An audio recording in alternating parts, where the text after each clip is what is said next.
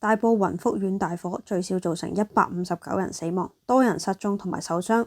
對於社會嘅低氣壓，以至對於香港制度嘅失望，網上有人掀起移民嘅念頭，開始人諗外國嘅生活會唔會係更加理想呢？不過幾年過去，而家移民反而冇之前咁容易。除咗經濟嘅負擔，有唔少地方嘅政府都已經開始收緊移民政策。移咗民嘅網民亦都話移民唔係咁易，要考慮清楚。大火之後會唔會有移民潮？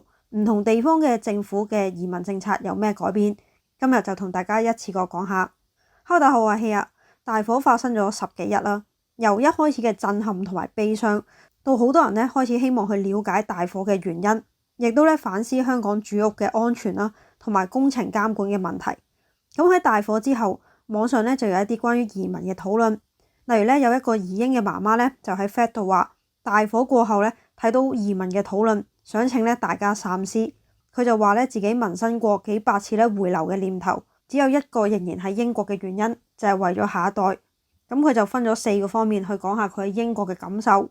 咁就包括第一係思鄉，佢就話只要有一顆香港心，喺邊一度對於同一件事都係痛心疾首，無能為力。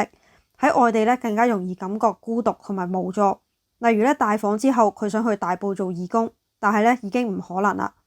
第二係自由，因為要入境香港養育幼兒啦，即使喺網上面發言都要更加之保守。第三就係財政方面，佢話佢本人係做翻本行嘅，人工同埋香港差唔多，但覺得喺英國生活嘅難度仍然係幾何級數嘅提升。交通費、稅、水電煤，通通都比香港貴好多。簽證啊、住屋、搬屋嘅費用、重置家園嘅費用係數之不盡，啲錢係易出難儲。第四就係同伴侶嘅關係，佢話去到英國生活帶嚟嘅困難同埋改變啦，係要重新磨合。但佢最後亦都話，為咗下一代有選擇，仍然係會說服自己喺英國係過得好好嘅。咁唔少嘅留言都係認同佢講嘅嘢啦，亦都話係好有共鳴嘅。有移咗民嘅網民就話唔會成日諗回流，既來之則安之，亦都話個個地方都有好有唔好。移民本身就係要深思熟慮嘅嘢。呢個分享就好真實咁樣講咗，好多人移民嘅目的可能就係為咗小朋友啦。其實最近1年移民嘅人數已經係有所下降，包括BNO Visa 最新嘅數字就喺8月嘅時候公布，今年第一季同第二季分別接獲2800幾宗同埋2900幾宗嘅 BNO Visa 嘅申請，兩季合共加埋就係5767宗，咁當中5029宗係獲批，比起去年同期嘅13000宗係減少咗超過50%。咁計劃推出第1年嘅時候簽證批出嘅數目亦都係高峰，一共就有75000幾宗。第二年即係2022年，亦都有54000幾宗申請係獲批嘅。去到上一年就係有接近2萬宗。而以而家嘅數字去推斷今年全年可能就係有12000幾宗左右嘅 BNO Visa 嘅申請係會獲批嘅。咁就見到成個趨勢都係逐年咁樣減少。移民首先要諗嘅就係要移去邊度呢？除咗個人嘅喜好啦，各地嘅移民政策、移民嘅難度都係一個好大嘅因素。先講英國啦，BNO Visa 嘅政策而家仍然係持續開放嘅，只要有 BNO 啦，配偶有 BNO 或者係97年之後出世，父母其中一方有 BNO 嘅成年仔女都係可以申請 BNO Visa 嘅。不過居留滿5年之後要申請永久居留，裏面嘅條件就可能會有一啲唔明朗嘅因素。因為英國最近發表咗關於賺取定居制度嘅諮詢文件，裏面係寫咗 BNO Visa 係維持5年啦就可以攞到 PR 嘅，但可能就要通過 B2 嘅英文考試，同埋入息年薪係要超過12570英鎊嘅要求，令到申請 PR 嘅難度係大咗好多嘅。不過因為而家仲係喺諮詢期啦，最後係點樣執行都仲係未知嘅。工黨政府回應就係會研究呢個過渡期啦，同埋可能會有豁免。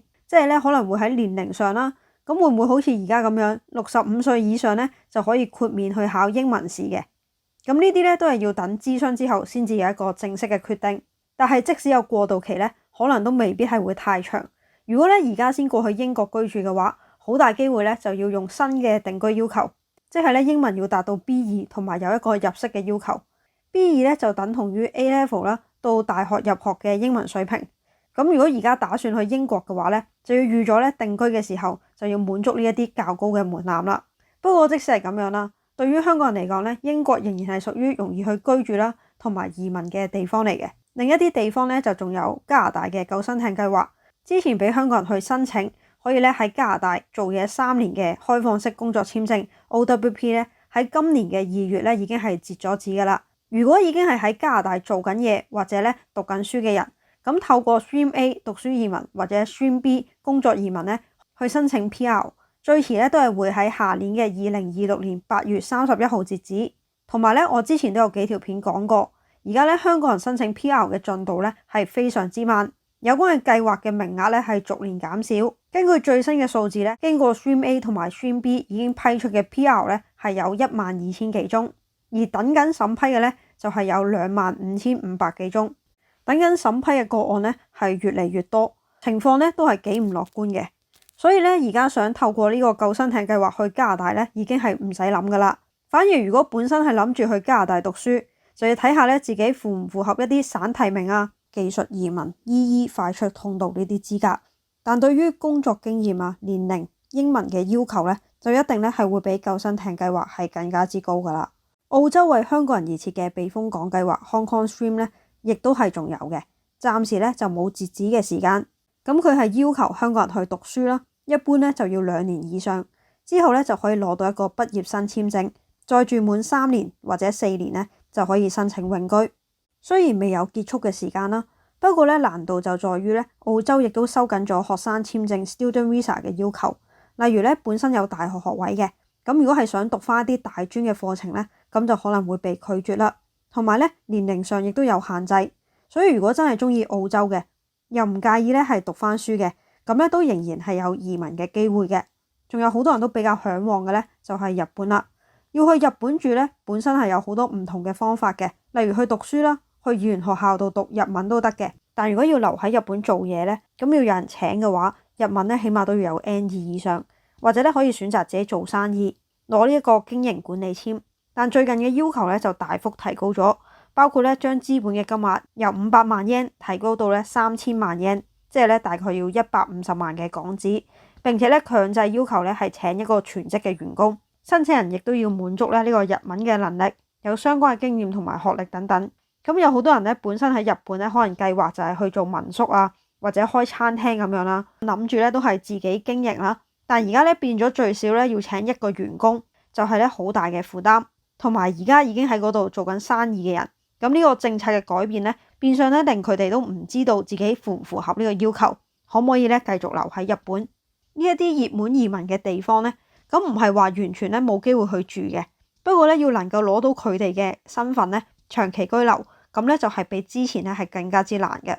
跟住咧就講下經濟方面，咁當然移民咧都會考慮當地嘅一啲經濟環境啦，係咪可以揾到嘢做咧？或者會唔會係去讀書之後再投身其他嘅行業咧？揾錢係一方面啦，而使錢咧都係要預先計劃定嘅。好似 BNO Visa 同埋申請 PR 嘅費用咧，呢幾年落嚟咧都已經加咗價。BNO Visa 而家5年嘅申請費咧就要268磅，成人 IHS 嘅費用咧就係5175英鎊。如果就咁計咧，一家3口，2個大人加小朋友，一共就係13700幾英鎊，即係大概接近14萬嘅港紙。5年之後 PR 嘅費用咧，而家咧就要3029英鎊一個人，6個月內咧會有 PR 嘅結果。如果要特快嘅話咧，就要再加500磅，一家3口咧就即係10500幾。咁如果唔搞居留嘅，過咗5年之後就可以咧繼續續呢個 BNO Visa， 而續 BNO Visa 咧一樣係要俾申請費同 NHS 嘅費用，所以呢兩筆咧較大嘅開支咧係點樣都要計定先噶啦。總括嚟講，移民本身就係一個好重大嘅決定。咁我唔同意有啲人話咧要走嘅人都走咗啦，因為咧每個人其實都有自己嘅考慮啦，甚至有人咧係會諗回流翻嚟香港。但同時之間見到雲福縣呢個事情咧，又會諗好似都係留翻喺英國好啲喎。咁我諗呢一場大火其實對於好多人嚟講都係好震撼啦，令到大家覺得咧自己嘅人身安全啊、住屋嘅安全啊呢啲好 basic 嘅情況咧，都開始會有一啲嘅疑慮。如果係要思考離開嘅，咁比起過去幾年咧，而家移民嘅政策的確咧係收緊咗，甚至有人咧係因為香港嘅樓市跌咗啦，可能係要賣樓先至攞到筆錢出嚟去移民嘅。咁就會變得更加之困難啦。